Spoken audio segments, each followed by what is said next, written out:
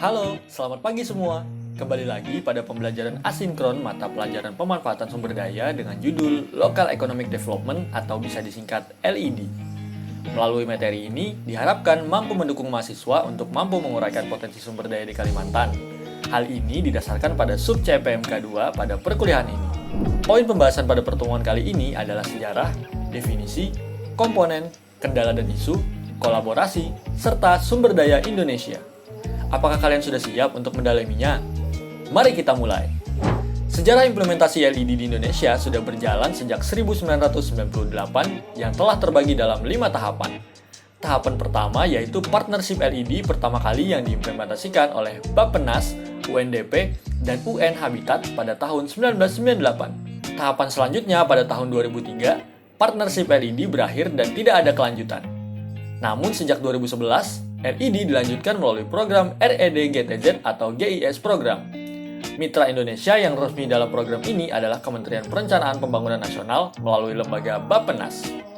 Pada tahun 2014, RED berakhir, dan selanjutnya LED diimplementasikan langsung melalui stakeholder lokal. Berikut merupakan definisi dari Local Economic Development. Pertama, William mengungkapkan bahwa LED merupakan proses penyesuaian diri dengan pengembangan dan pemilihan industri, perbaikan kualitas sumber daya manusia, identifikasi pasar baru, serta transfer ilmu pengetahuan. Selanjutnya, menurut Supriyadi, Local Economic Development atau LED merupakan pemanfaatan faktor-faktor internal lokal guna untuk pengembangan ekonomi lokal.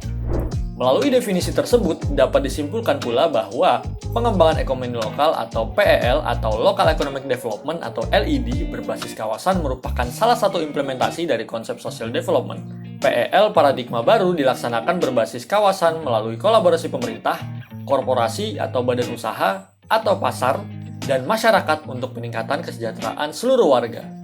Selanjutnya, kita sama-sama membahas terkait komponen keberhasilan pengembangan ekonomi yang terangkum pada 4 quadratic element of governance, yang terdiri atas pemerintahan, korporasi, masyarakat, serta civil society.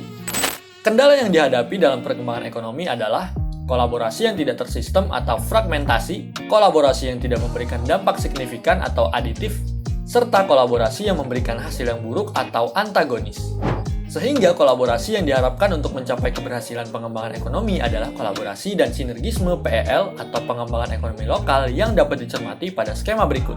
Sinergisme dapat dilakukan oleh pemerintah yang menciptakan pasar bersama dengan masyarakat sehingga mampu memantik pertumbuhan kesejahteraan seluruh masyarakat. Pada proses keberjalanannya, tentunya terdapat hal yang perlu dipertimbangkan terkait faktor pendorong dan kendala yang kemungkinan akan terjadi, seperti halnya kapabilitas kolaborasi, regulasi, kepemimpinan, sistem kolaborasi, dan sebagaimananya.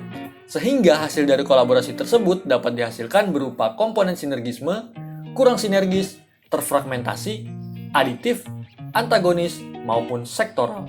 Pada dimensi efek kesejahteraan terbagi menjadi 4 tahapan. Yang pertama, livelihood research, meliputi peningkatan aset berupa modal natural, modal ekonomi atau keuangan, modal manusia, modal sosial maupun modal fisik. Kedua, output yang meliputi peningkatan produksi, omset penjualan atau keuntungan, usaha baru atau kemudahan dalam memperoleh pekerjaan. Yang ketiga, livelihood outcome, yang terdiri atas peningkatan pendapatan dan penurunan biaya pemenuhan kebutuhan dasar. Dan yang terakhir adalah dimensi keterjangkauan, yaitu kemampuan penduduk untuk mendapatkan manfaat dari program PEL.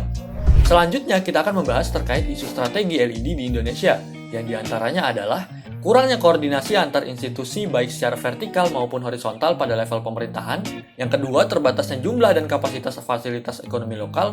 Yang ketiga, kurangnya aksesibilitas infrastruktur. Yang keempat, kurangnya dukungan dari institusi peneliti dan pemerintahan untuk memimpin pengembangan komunitas lokal. Yang kelima, rendahnya kapasitas SDM khususnya pada level lokal. Dan yang keenam, banyak regulasi yang tidak sejalan dengan LED. Adapun tahapan yang dapat dilakukan dalam melakukan implementasi LED adalah yang pertama, membentuk forum pemangku kepentingan PEL di tingkat nasional, provinsi, dan kabupaten atau kota. Yang kedua, merumuskan master plan. Yang ketiga, mengembangkan brand klasterisasi dan wilayah. Yang keempat, monitoring dan evaluasi. Berikut merupakan sumber daya yang telah termanfaatkan di wilayah Indonesia, khususnya pada wilayah Kalimantan, yaitu berupa peternakan, perkebunan, pertambangan, serta pertanian. Kira-kira berapa sih hasil yang didapatkan dari sumber daya yang telah termanfaatkan saat ini? Dan berapa pula kontribusi yang dihasilkan untuk produk domestik regional bruto atau PDRB Kalimantan Timur? Mari kita ambil contoh pada potensi pada sektor pertanian. Pada sektor pertanian di wilayah Kalimantan Timur didominasi oleh subsektor perkebunan dengan komoditas utama berupa tanaman kelapa sawit. Berdasarkan PDRB atas dasar harga yang berlaku tahun 2019, sektor perkebunan mendominasi sebesar 54,80%, dan dengan kata lain, sebesar 4,34% dari total PDRB Kalimantan Timur. Oke, tidak terasa pertemuan asinkron kita kali ini ya. Apabila ada pertanyaan di sini, silahkan tinggalkan pertanyaan pada kolom komentar ya. Dan silahkan untuk menghubungi dosen pengampu kalian pada kelas masing-masing untuk melakukan diskusi lebih lanjut terkait materi ini.